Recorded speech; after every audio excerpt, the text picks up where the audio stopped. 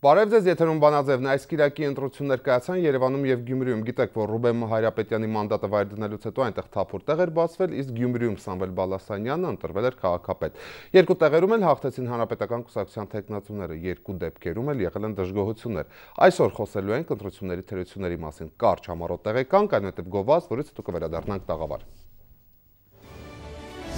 Ավանի եւ Գյումրիի ընտրություններում թանակը նորից ցնդում էր ժամանակից շուտ եւ կրկին խորհուրդ էին տալիս թափահարել ու նոր կնքել։ Արդյոք թանակային խնդիրը արհեստական չէ եւ միջև երբ է լինելու այս դժգոհությունը։ Տեղամասերում հանգիստ էր, բայց տեղամասից դուրս կային ավտոբուսներ ու երթուղայիններ, որոնք մարդկանց բերում էին։ Արդյոք սա ընտրական խախտում չէ։ Մինչև երբ եւ ինչ պայմաններում հնարավոր է անցկացնել մարդավարի ընտրություններ եւ նույնիսկ պարտված տեխնատուն ընդունի հաղթանակը։ Ընտրական օրենսգրքի բացելն ու ընտրական բացթողումները։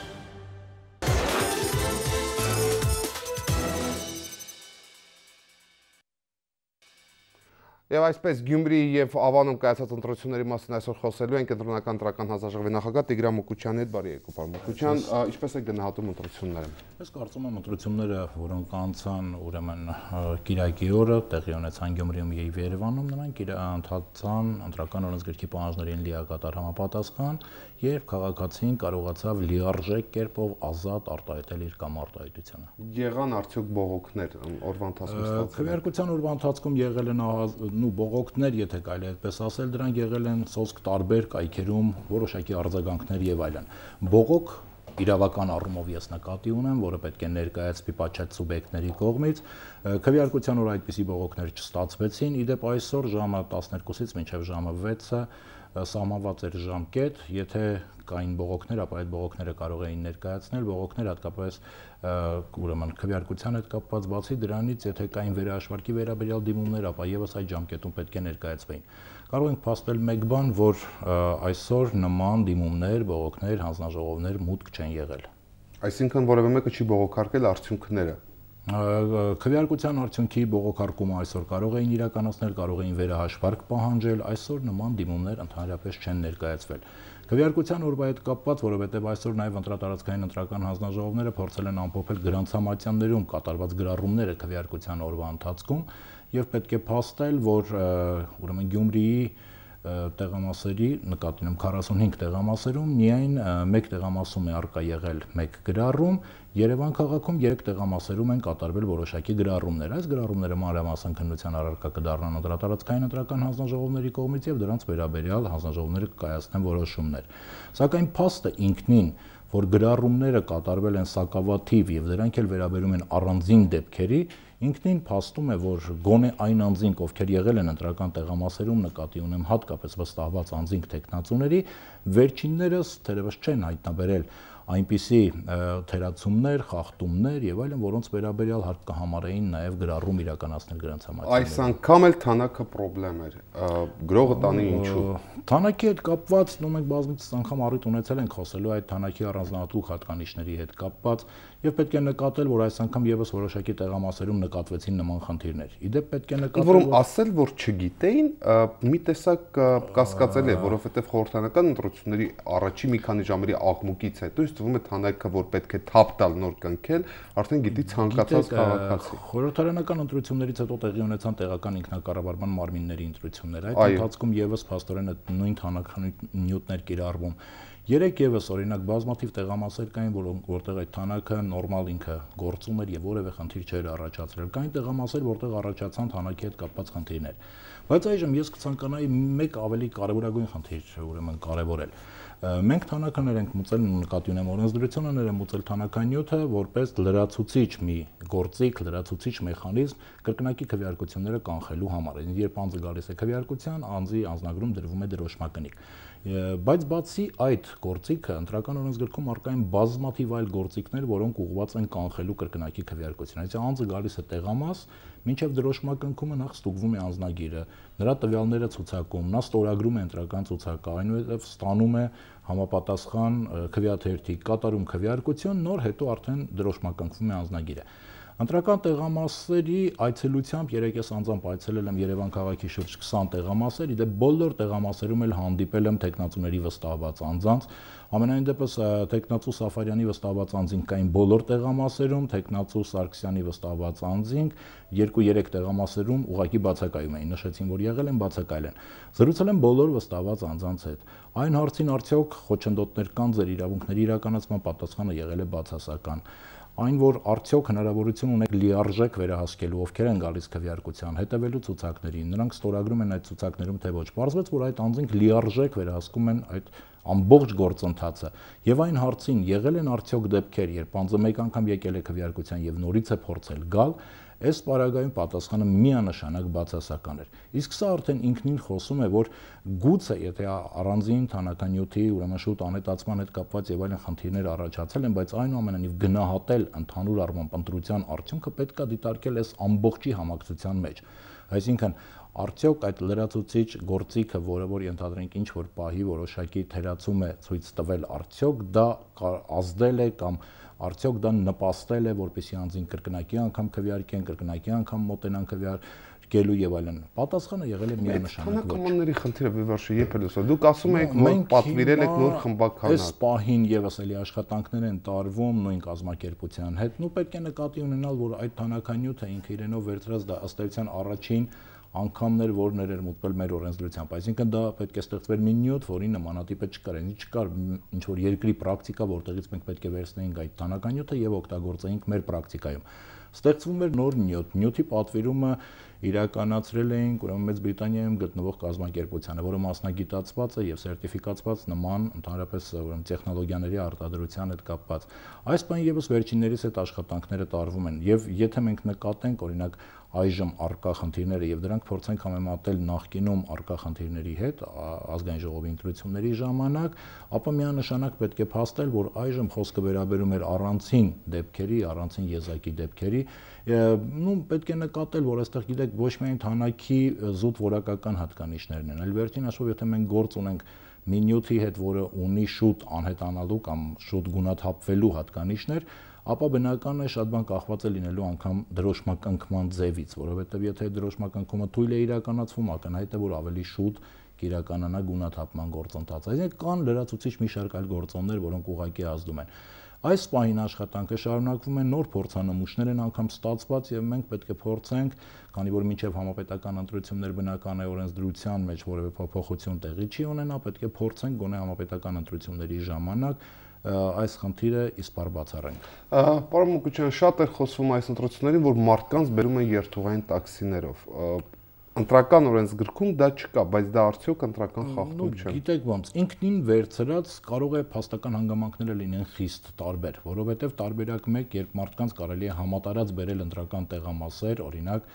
հատկացված ավտոբուսներով, որոնք ուրեմն որպես անվճար տրամադրվում են այդ մարդկանց տեղափոխումը։ Սա բոլորովին այլ իրավիճակ է։ Կարող է լինել իրավիճակ, երբ այդ նույն երթուղային տաքսու մեջ նույն ասենք հարևանները հավաքվեն միասին հարևաններից մեկի, որը երթուղային տաքսու վարորդ է, հետ միասին գան ընտրական տեղամասեր։ Սա լրիվ այլ իրավիճակ է։ Այս մասին երեք բավականին շատ էր խոսվում, անգամ ինչ որ տեսակետներ էին ներկայացվում։ Համենայն դեպս ընտրական տեղամասերը, որտեղ մենք այցելեցինք, իսկ դրանք գտնվում էին եւ Նոր-Նորքում, եւ Ավան վարչական շրջանի ուրեմն տարածքում, երթուղային տաքսիներ որպես այդպեսին չնկատվեցին։ Խոսում էին նաև տաքսիների մասին, մեկ-երկու դեպքեր եղել է, երբ մենք տաքսի ծառայության մեքենաների ենք հանդիպել։ Ես առիթ ունեցա առանցին զրուցել անգամ տաքսի վարորդների հետ, փորձելով հասկանալ ինչ եղանակով են նրանք քաղաքացիներին բերում ընտրական տեղամաս։ Պատասխանը, որ ես ստացա, հետևյալն էր, որ ինքը այդ օրը սովորական աշխատանքի է, զանգել են, պատվիրել են, գնացել է, իրականացնում է պատվեր։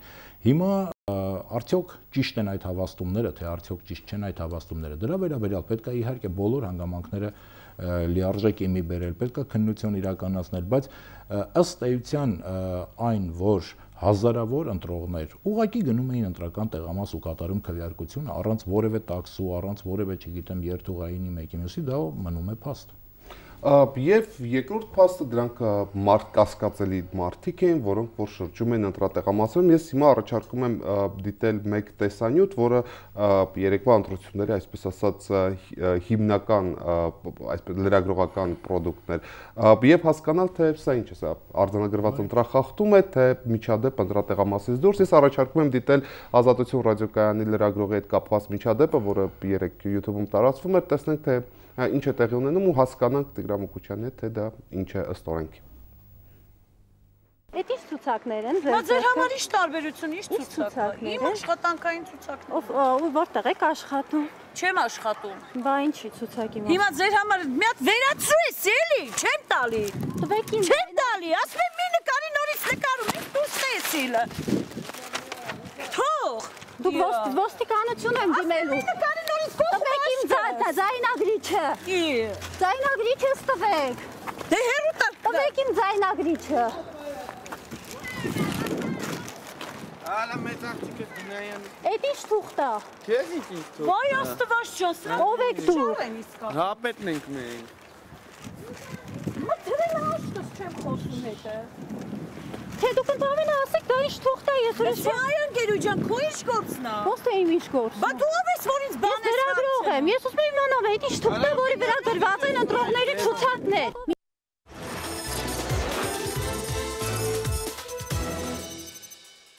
Դուք դիտում եք Բանաձևը, Բանաձևի տաղավարում է կենտրոնական ընտրական հանձնաժողովի նախագահ Տիգրան Մուկուչյանը եւ մենք զրուցում ենք Ավանի եւ Գյումրի ընտրությունների վերաբերյալ։ Քիչ առաջ դուք դիտեցիք Ազատություն ռադիոկայանի թղթակցի ձայնագրած միջադեպը Երևանում Ավանի ընտրատեղամասում։ Լրագրող է, որը հետաքրքրվում է կասկածելի թղթերով, կասկածելի մարկանց մոտ, բայց արդյունքում մերժում են ցույց տալ այդ թղթերը։ Ինչ է դա։ Այստեղ գիտեք ոնց, այստեղ պետք է խնդիրը երևի թե առանձնացնել երկու մասի։ Նախ առաջին մասը, ինչ վերաբերում է ընդհանուր զրույցին, ոճին, վարվելակերպին, սա կարծում եմ անթույլատրելի վարվելակերպ է։ Ցանկացած քաղաքացու պարագայում, այսինքն եթե քաղաքացին իրեն փողոցում պահում է նման վարքագծով, իհարկե սա ընդունելի վարքագիծ չէ, առավել եւս ուրեմն այդ տեսախցիկը վերցնելը եւ այլն, սա ընդունելի չէ միանշանակ եւ ես չեմ կարծում, որ կարող է լինել մեկը, որը կարող է գովերքել նման պահվածքը, նման արարքը, անել առավել եւս հայ կնոջ։ Իսկ ինչ վերաբերում է ընդհանուր փաստաթղթերին, այստեղից ուղղակի ընկալել ուղղակիորեն այսպես ընկալվում են, որ դրանք հավանաբար վերաբերում էին ինչ-որ ցուցակների։ Նույն իհարկե կարող են սրանք լինել օրինակ ընտրողների ցուցակներ, իսկ ընտրողների ցուցակները ենթադրենք հրապարակային են եւ այդ ցուցակները փակցվում են քվեարկությունից առաջ բոլոր ընտրական տեղամասերում, այսինքն լուսանկարել այդ ցուցակները ունենալ պատճեններ, դա որևէ խնդիր չի, առավել եւս նկատի ունենանք, որ համապետական ընտրությունների նախաշեմին այդ ցուցակները նույնիսկ ներբեռնելու հնարավորությամբ են տեղադրվում կայքում։ Հիմա թե կոնկրետ ինչ ցուցակներ էին, ինչ նպատակ էր հետապնդում, ենթադրենք այդ ձեռքի թղթերը թաքցնելը, դրանք չտրամադրելը եւ բացի դրանից էլ նկարողի տեսակետն է։ Այս տեսանյութը չի կարող լինել առիթ որևէ հետաքննության։ Գիտեք, տեսանյութը ինքնին կարող է հիմք հանդիսանալ, որպեսզի տեսանյութում առկա փաստական հանգամանքները փորձեն պարզաբանել, հասկանալու համար ընդհանրապես ինչ ցուցակների մասին էր խոսքը։ Բայց նման ցուցակներով իհարկե կարող են լինել մարդիկ, այսինքն ուղղակի կապը նրա ընտրության արդյունքի հետ, ընտրության, այսպես ասենք, վիճակի հետ, բնականաբար ուղղակի պատճառահետևանքային կապ սրանով դատողություններ անել չի կարելի։ Պարոն Մուկուչյան, հիմա խորհրդարանում եւ քաղաքական ուժեր, այսպես ասած, պատրաստվում են նախագահական ընտրությունների եւ դրա նախաշեմին առաջարկում են նաեւ փոխել ընտրական օրենսգիրքը հայտնի է, որ ՀԱԿ-ը ունի իր ընտրական օրենսգրքի փոփոխությունները, Ժառանգությունը առանձին ունի իր փոփոխությունները եւ նաեւ քաղաքացիական հասարակության ներկայացուցիչները, այսպես ասած, ունեն առաջարկներ։ Արդյոք քննարկել եք, ինչ եք կարծում դրանց մասին։ Մենք ըստ էության առիթ ունեցել ենք ծանոթանալու եւ ժառանգության մոտեցումներին, առիթ ունեցել ենք ծանոթանալու օրինակ Հայ ազգային կոնգրեսի նախապատրաստված նախագծին, ինչպես դուք նշեցիք, նաեւ քաղաքացիական հասարակության ներկայացուցիչների, այսինքն մի քանի հասարակական կազմակերպությունների կողմից համատեղ մշակած առաջարկություններին։ Բովանդակային առումով ծանոթացել ենք այդ նյութերին։ Միաժամանակ պետք է նշել, որ ցանկացած պարագայում ընտրական հարաբերությունները, ինչպես եւ կյանքում ցանկացած հարաբերություններ, դրանք զարգանում են եւ բնական է զարգացումը նշանակում է նորովի կանոնակարգումներ, նորովի մոտեցումներ, բայց պետք է այսինքն առաջարկներ միշտ էլ կարելի է անել, բայց պետք է փորձել հասկանալ առաջարկների ներկայացումը հատկապես այս փուլում։ Նախ առաջինը, ուրեմն նշեմ, որ այդ առաջարկների մեջ մի ծավալ կա, իհարկե այս հաղորդման շրջանակում շատ դժվար կլինի ուղղակիորեն անդրադառնալ բոլոր առաջարկներին, բայց կան առաջարկներ, գոնե ես ծանոթ լինելով ընտրական փորձին, միջազգային փորձին առանցին ընտրական ինստիտուտների վերաբերյալ, կարող եմ փաստել, որ դրանք միանշանակ անընդունելի առաջարկներ են։ Օրինակ կար առաջարկում է, եթե չեմ սխալվում, առանձին քվեաթերթիկներ։ Գիտեք, առանձին քվեաթերթիկների հետ կապված օրինակ նման առաջարկներ ժամանակին քննության առարկա եղել են։ Այստեղ եւս առաջանում են բազմաթիվ խնդիրներ, այսինքն այդպես չի, որ եթե առանձին քվեաթերթիկը ամրագրվում է, միանգամից բոլոր խնդիրները համարվում են լուծված, որովհետև իսկ ինչ է նշանակում առանձին քվեաթերթիկ։ Առանձին քվեաթերթիկ, այսինքն յուրաքանչյուր տեխնացուի անուն պետք է գրված լինի միայն մեկ քվեաթերթիկի վրա։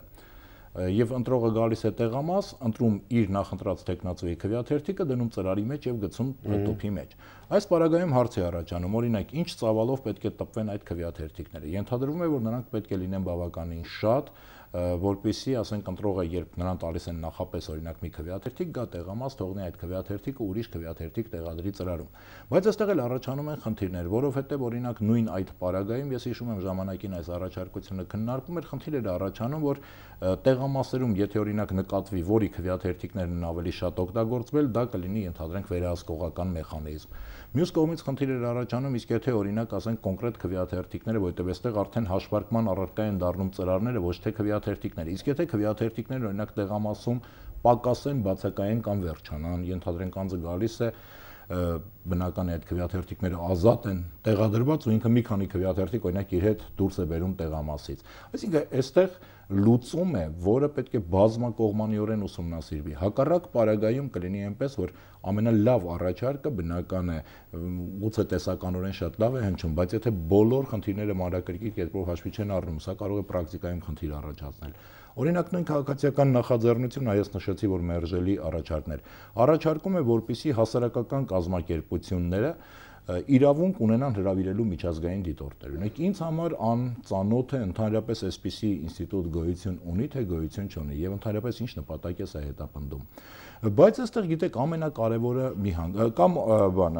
նշեմ օրինակ ասենք ժառանգությունը, որը առաջարկում է, որպեսզի արտերկրում բնակվող քաղաքացիները մասնակցեն քվեարկությանը։ Եթե մենք օրինակ ծանոթանում ենք այդ նախագծին, ընդամենը մի քանի հոդված է, 4-5 հոդվածներ։ Ոչ քվեարկության կարգն է բացահայտվում, ոչինչ եղանակով պետք է կազմվեն այդ ցուցակները, ոչ այդ ցուցակների նկատմամբ վերահսկողության մեխանիզմները։ Ընդհանրապես ընտրական օրենսգիրքը ընտրություններից 2 ամիս առաջ փոխելը։ Ես ուզում եի նաև այդ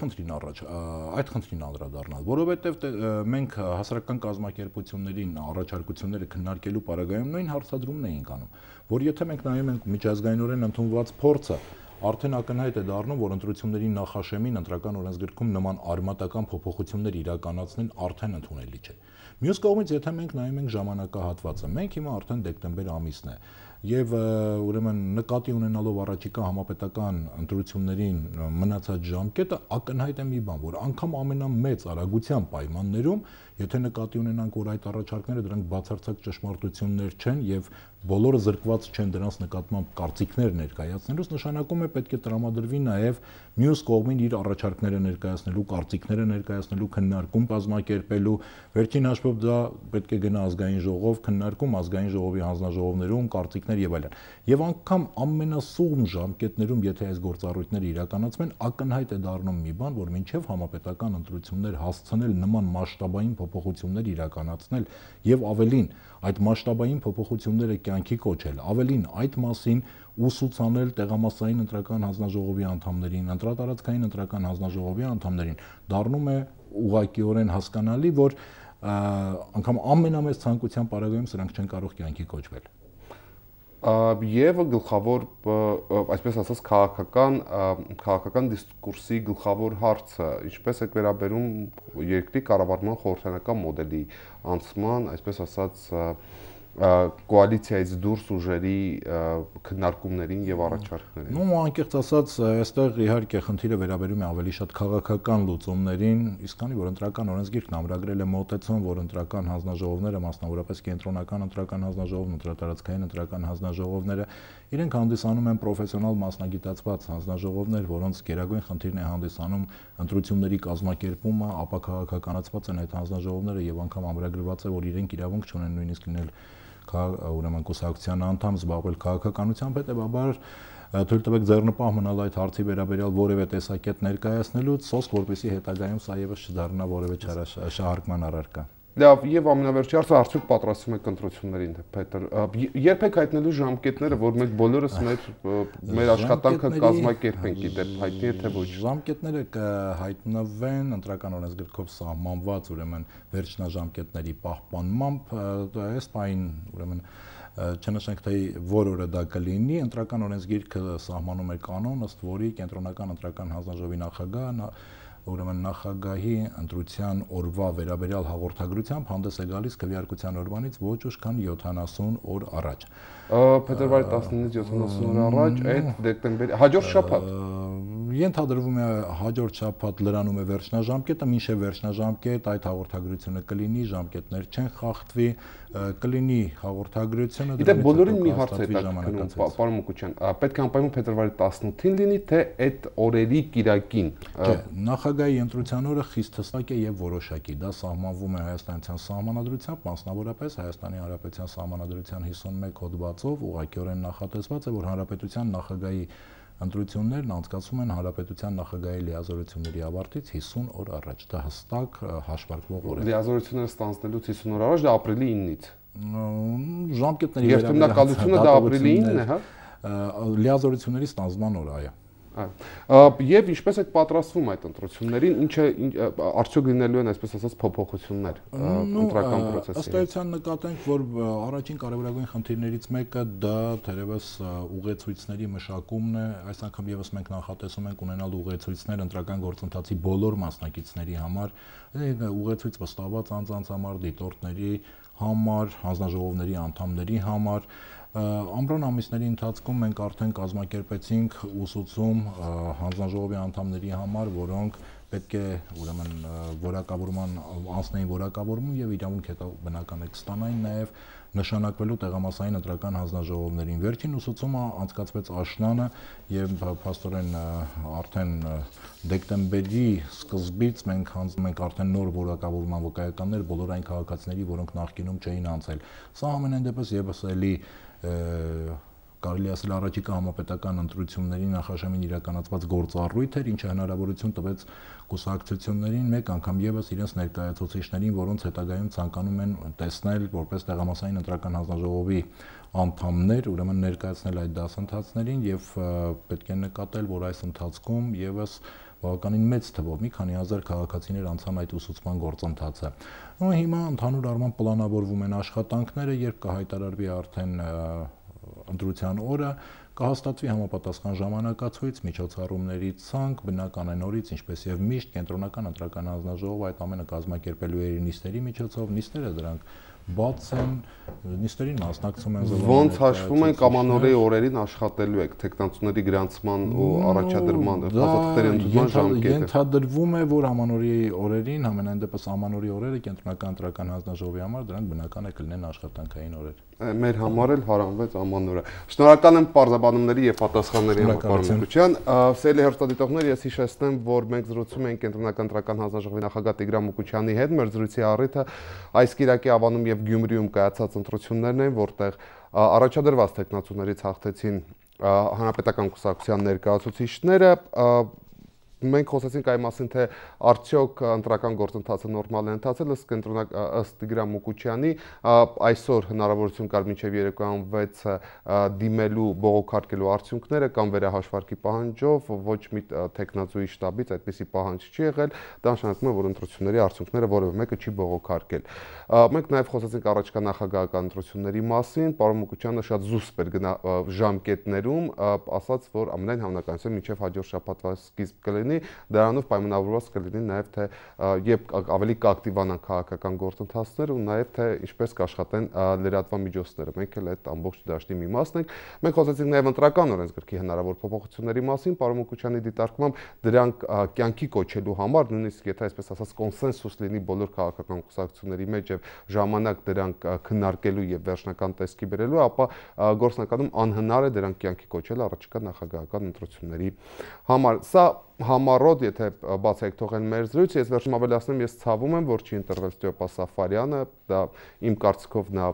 շատ հմուտ, խելացի քաղաքական գործիչ է, որը վայելում է անձամբ իմ հարգանքը եւ համակրանքը, եւ այս հաղորդումը ուզում ավարտել հենց ընտրողներին իր այսպես ասած ուղերձով, հետընտրական ուղերձով։ Ահա թե ինչ է ասել Ստեփան Սաֆարյանը Կիրակի օրվանից հետո։ Իմ շատ սիրելի ընկերներ, շնորհակալ եմ բոլորի ջերմ խոսքերի համար, ափսոսում եմ, որ չկարողացա ձեզ հաղթանակ նվիրել, բայց վստահեցնում եմ խլված հաղթանակը հնարավոր չէ վայելել։ Այն ինչ մեզ է պատկանում, հնարավոր չէ վերցնել կամ խլել։ Վստահ եղեք, այդպիսին է կյանքը։ Գոնե իմ կյանքը, որում այսպիսի բազում օրինակներ կան։ Առնվազն ես գիտեմ, որ այդպես է լինելու։ Մի տխրեք ու մի հիասթափվեք։ Համարժեք ուղերձով հանդես է եկել նաև մյուս տեխնացու, արդեն հաղթած պատգամավոր Ռոբերտ Սարգսյանը, որը ասել է նաև, որ կյանքի է կոչելու ամենահամարցակ ծրագրերը, նպատակները, որոնք որ ներկայացել է իր ծրագրում։ Այսքանը վերջացան այս տարվա, կարելի ասել, վերջին ընտրությունները, արդեն առաջիկայում նախագահական ընտրություններն են, բոլորս դեպի նախագահական ընտրություններ։ Շաբաթը սկսված է։ Ցտեսություն։